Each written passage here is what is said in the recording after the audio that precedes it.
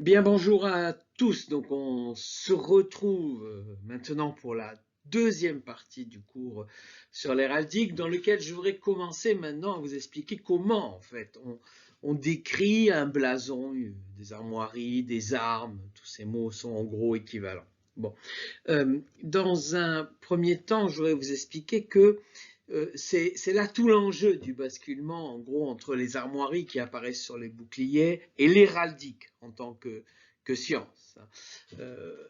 Cette naissance de l'héraldique, ce basculement des armoiries à l'héraldique est lié en fait à l'apparition des héros d'armes. Et c'est ça d'ailleurs qui explique que héraldique, ça vient du nom héros, parce que ce sont eux en fait qui vont codifier, réglementer tout cet usage d'armoiries. Ils vont eux-mêmes rédiger des armoriaux pour identifier les différentes armes. Ils vont utiliser aussi un droit des armoiries, c'est-à-dire par exemple expliquer que nul ne peut prendre les armoiries d'une autre personne. C'est un trait de droit qui existe encore aujourd'hui d'ailleurs, et qui existe aussi dans le droit des marques, mais qui vient en fait de là. Un symbole, un signe héraldique représente quelqu'un et nul ne peut s'en emparer. Et puis, ils établissent aussi un vocabulaire pour décrire les blasons, une véritable langue étrangère, un peu comme des juristes, c'est la même mécanique. Vous savez, les juristes, c'est des gens qui apprennent un certain vocabulaire, et sans ce vocabulaire, vous ne pouvez pas parler le droit. Et les héros, c'est un peu ça. Ils créent leur propre vocabulaire, ce qui les rend indispensables, puisque, mis à part eux, personne ne peut comprendre toutes les subtilités de cette langue étrangère qu'est l'héraldique. Aujourd'hui, un dictionnaire d'héraldique a des centaines de pages, et c'est un petit peu ce que je vais vous présenter. Les armoiries ne sont pas faites de n'importe quel signe. Il y a des signes qui sont très stéréotypés, très réglementés. Parmi ces signes, il y a tout d'abord ce qu'on appelle les pièces. Les pièces, ce sont en fait des formes géométriques. Donc, je vous montre ici quelques éléments et donc je vais vous présenter les plus importants. La première dont je voulais vous parler, c'est ce qu'on appelle le pal. Le pal, c'est en fait une bande verticale qui est collée sur l'écu, on appelle ça un pal. Lorsqu'on peut en avoir un, on peut en avoir aussi plusieurs. Ici, par exemple, vous voyez, vous avez un écu jaune. Pour le moment, j'utilise les couleurs comme en français moderne. Tout à l'heure, je vous apprendrai comment on parle héraldique pour désigner les couleurs. Mais on va dire qu'on a un écu jaune, et sur cet écu jaune, on a deux pales rouges. Vous voyez bien. Je vous montre maintenant ce qu'on appelle la face. La face, en fait, c'est tout simplement une bande qui est cette fois-ci horizontale. Le pal, c'est vertical. La face, c'est horizontal. Donc, à gauche, vous voyez, vous avez un face, en fait, une face qui est une face bleue sur un écu blanc. À droite, vous voyez en fait trois faces sur un écu jaune, et sont des faces qui sont dites ondées, c'est-à-dire qui représentent un peu, qui ondoient un peu comme les vagues de la mer. Et puis, on a aussi ce qu'on appelle une face pâle, qui sont un peu les deux, la face, et un demi-pâle qui est bloqué en fait sur la face, comme vous avez à droite, vous avez une face pâle rouge sur un... La pièce, elle peut aussi être placée au sommet de l'écu. Et quand elle est placée au sommet de l'écu, c'est ce qu'on appelle un chef. Donc ici, vous voyez par exemple un écu blanc avec un chef rouge, qui est ici représenté. À droite, c'est le même système, sauf que cette fois-ci, le chef est dit denté, c'est-à-dire avec des dents. Vous voyez, c'est la différence entre les deux, le chef simple à gauche et le chef denté en forme de dents, coupé en dents. Je passe maintenant à la croix. On a beaucoup de croix dans l'héraldique médiévale, la croix de Savoie par exemple, mais c'est loin d'être la seule, c'est d'ailleurs un problème. au XVIIIe siècle pour la marine savoyarde, puisque quand elle sortait avec sa croix blanche sur drapeau rouge, elle avait beaucoup d'autres bateaux étrangers qui avaient exactement les mêmes armoiries, ce qui n'était pas sans lui poser quelques difficultés. Ici, je vous montre un exemple de cette croix. Hein. Bon, vous avez ici un écu blanc avec une croix rouge, hein, ce qui sont par exemple les armoiries actuelles du royaume d'Angleterre. Ici, je vous montre une autre croix.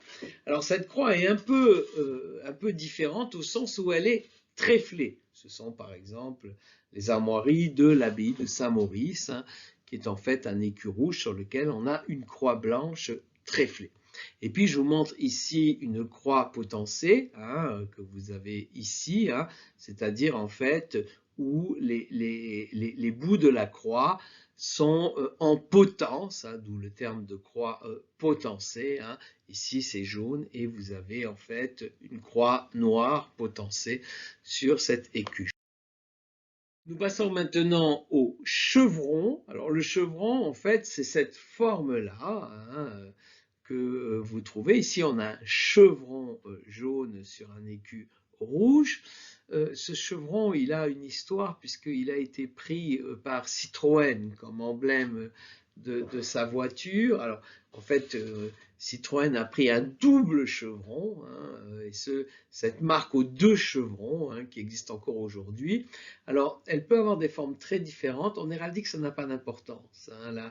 La forme peut être variable, mais ce sont toujours deux chevrons, hein, que l'on va. Enfin, je vous montre encore le sautoir, qui est en fait une croix, mais une croix qui est placée sur le côté en quelque sorte. Ici, vous voyez par exemple un écu aux fleurs de lys avec un sautoir rouge.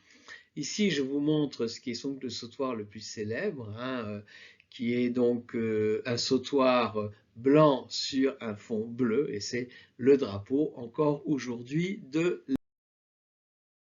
Je vous montre ici deux autres armoiries. Ici, vous avez la bande. La bande, c'est un élément qui va du haut à droite, du haut à dextre, pardon, au bas, en fait, à senestre. Alors, en héraldique, le haut, on appelle ça toujours, on parle d'un chef. Hein. Comme c'est le cas ici, vous voyez, le chef est là. Et ce côté-là, qui pour vous, quand vous le regardez, est à votre gauche. En héraldique, puisqu'en héraldique, c'est toujours l'écu qui vous regarde. Il est, on appelle ça à dextre, c'est-à-dire à droite en vieux français. Et vous voyez, c'est le sens en fait de la bande, chef dextre, et en bas, on va vers la pointe, et on va vers ce qui est à senestre. Pour vous, c'est à droite, mais vu de l'autre côté, c'est à senestre, c'est-à-dire c'est à gauche. Et on utilise ça dans les éléments héraldiques, comme ça on n'a pas la confusion qui est à gauche, qui est à droite. Quand c'est à dextre, c'est toujours de ce côté-là, et quand c'est à senestre, c'est de ce côté-ci. Voyez. Alors, la bande, en fait, comme elle part du chef et dextre, est beaucoup plus noble que la barre, parce que la barre part, elle va plutôt dans le mauvais sens en quelque sorte, vous voyez. Donc elle part plutôt du bas, ce qui est moins prestigieux. Bon. Et souvent d'ailleurs, de fait, elle est plutôt associée à des éléments de bâtardise ou de choses comme cela qui ne sont pas tout. Je vous montre maintenant, après vous avoir montré les pièces, ce qu'on appelle les partitions. Alors, les partitions, c'est quand en fait l'écu est divisé en morceaux. Ici, par exemple, c'est quand les armoiries sont d'une seule couleur. C'est très rare, normalement ça n'existe jamais. On dit que les armes sont pleines. Hein, c'est un plein, P-L-A-I-N, ou les armes pleines, P-L-A-I-N-E-S. Hein, les armes pleines, c'est-à-dire d'une seule couleur. Mais l'écu peut être parti, c'est-à-dire en fait il est coupé en deux. Il peut être coupé quand la découpe en deux se fait dans le sens de la face. Il peut être taillé quand c'est dans le sens de la bande ou tranché quand c'est dans le sens de la barre. Il peut aussi avoir la forme de ce qu'on appelle un équipolé, vous voyez, avec 5 parties blanches et 4 parties rouges. Un gironné ici, et là vous avez un écartelé ou un écartelé en sautoir, comme c'est le cas sur la dernière représentation.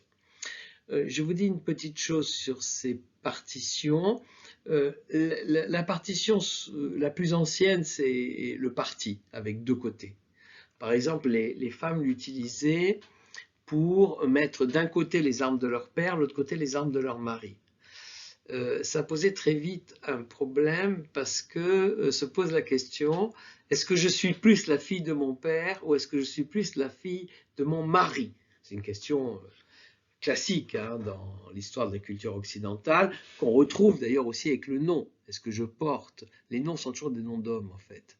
Mais l'enjeu, c'est est-ce que je porte le nom de mon mari ou est-ce que je porte le nom de mon père? Voilà, c'est ça la question, et c'est une question qu'on retrouve en héraldique. Bon. Quand j'ai du parti, si je le mets ici du côté dextre, c'est plus noble que du côté senestre. Autrement dit, si je mets les armes de mon père de ce côté-ci, ça signifie que mon père est plus important que mon mari, ce qui se discute, mais peut poser problème. L'écartelé offre une bonne solution pour régler la question, parce que l'écartelé, c'est je prends le 1 et le 4 ici, et le 2 et le 3. Or, vous voyez, le 1, c'est la meilleure position. On est à la fois dextre et en chef. Le 4, en revanche, c'est la pire position. Je suis en pointe, donc tout en bas, c'est pas bien, et à senestre. Et senestre est toujours négatif dans la société médiévale comme dans la société antique, d'ailleurs. Bon. En revanche, celui qui est blanc en 2-3, il a un côté en haut, mais à senestre, et un côté en bas, mais à dextre. Donc, c'est deux moyens, on va dire. Bon, un mauvais et un bon égale deux moyens, et là, ça permet de partager sans inférioriser l'un ou l'autre, et souvent, au bas Moyen-Âge, c'était la solution qu'on trouvait. On mettait par exemple les armes de son père en 1 et en 4, et les armes du mari en 2 et en 3. Ça voulait dire que le mari et le père ont la même valeur. Je vous montre ici donc la différence entre les pièces et les partitions, qui est un élément important en héraldique. Ici, en fait, à gauche, vous avez un écu blanc avec collé dessus 3 pales. Voyez? Donc ici, pour moi, ce sont des pièces. Écu blanc, 3 pales collées. En revanche, à ma droite, à votre droite, ce que vous voyez apparaître, c'est une partition, c'est-à-dire c'est un palais, et non plus 3 pales. Pourquoi? Parce que comme on a 2 fois 3, et non pas un nombre impair comme ici, ici on avait 7, 4 blancs, 3 bleus, et pour l'œil médiéval, ça signifie qu'on a 3 bleus collés sur un blanc. Là, en revanche, non, c'est une partition, c'est égal. Et là, autrement dit, on a un palais bleu et jaune. On le dira comme ça en héraldique, même si les couleurs se dénomment autrement, je vous en prie. Je vous montre ici, enfin, un autre problème, c'est le problème dit des meubles. On peut avoir des pièces, on peut avoir des partitions, et on peut enfin avoir des meubles. Alors, qu'est-ce qu'on trouve comme meubles? On trouve d'abord des lions. Alors, les lions sont très stéréotypés. Le lion est très fréquent en héraldique. Il y a même un proverbe qui dit en médiéval, qui n'a pas d'arme porte un lion. C'est-à-dire c'est tellement banal que celui qui n'a rien, il met un lion. Et pour faire comme tout le monde. Voilà, c'est l'armoirie la plus fréquente. Bon. Le lion, très stéréotypé, il peut être représenté de plusieurs manières. Ici à gauche, vous voyez, on a ce qu'on appelle un lion rampant. Le lion rampant, en fait, c'est le lion qui fait le beau, pour le dire comme ça. Il est sur ses 2 pattes arrière et il est comme ça, il fait le beau. Bon. Et puis, à droite, vous avez ce qu'on appelle un lion passant. Le lion passant, c'est le lion en fait qui est à 4 pattes, qui se déplace et qui marche. Rampant à gauche, passant à droite, rampant debout si vous préférez, passant à 4 pattes. Ce lion ici, il est jaune, mais il a des griffes, et on joue sur les griffes. Alors, on dit en héraldique, il est armé. C'est un lion jaune armé de rouge. Armé de rouge, c'est-à-dire il a des griffes rouges. Il a aussi une langue. Il est lampassé, on dit en héraldique. Je dirais donc un lion jaune, armé de rouge, et lampassé aussi de rouge. Vous voyez, on a le même mécanisme, vous voyez, avec le lion rampant qui lui aussi était armé et lampassé en rouge. Bon. Autre animal très proche du lion, c'est le léopard. Alors, la différence entre le lion et le léopard, c'est que le léopard tourne la tête. En gros, si je vous montre ça, vous voyez, là, je fais le lion rampant. Le lion rampant, il fait le beau comme ça. Si je tourne la tête vers vous comme ça, je suis un léopard. Voilà. C'est la différence, hein. Vous voyez, ici, vous avez un léopard. Lui, il est passant, il a quatre pattes, il tourne la tête, donc c'est un léopard, c'est pas un lion. Et vous remarquez qu'il est lampassé de blanc, hein, avec une langue blanche. Bon. Ici, je vous montre le même, mais il est rampant. C'est toujours un léopard, il tourne la tête, hein. Il est rampant, il est encore lampassé de blanc, c'est-à-dire il a une langue blanche. Bon. Et je vous montre ici les armoiries des Plantagenets, hein, qui sont toujours d'ailleurs des armoiries utilisées dans les rituels monarchiques anglais, hein. Vous voyez bien, c'est un écu rouge, hein, sur lequel on a 3 léopards jaunes, hein. On voit bien que c'est des léopards, ils vous regardent, et qui sont armés et lampassés en bleu, hein. Je reviendrai sur les couleurs, comme ça on aura tout le vocabulaire héraldique. À part le lion, le deuxième animal le plus fréquent, c'est l'aigle. Le lion et l'aigle, c'est les deux grands rivaux en héraldique médiévale. Le pape a le lion, l'empereur a l'aigle. Chacun a son roi des animaux, en quelque sorte. Et l'aigle est très fréquent. Alors, l'aigle en héraldique a une particularité, c'est que l'aigle est au féminin. En héraldique, on ne dit pas un aigle, on dit une aigle. Ce qui est conforme d'ailleurs à l'orthographe et au genre latin, puisque en latin, l'aigle est féminin, on dit l'aquila, hein, ce qui est un mot du genre féminin.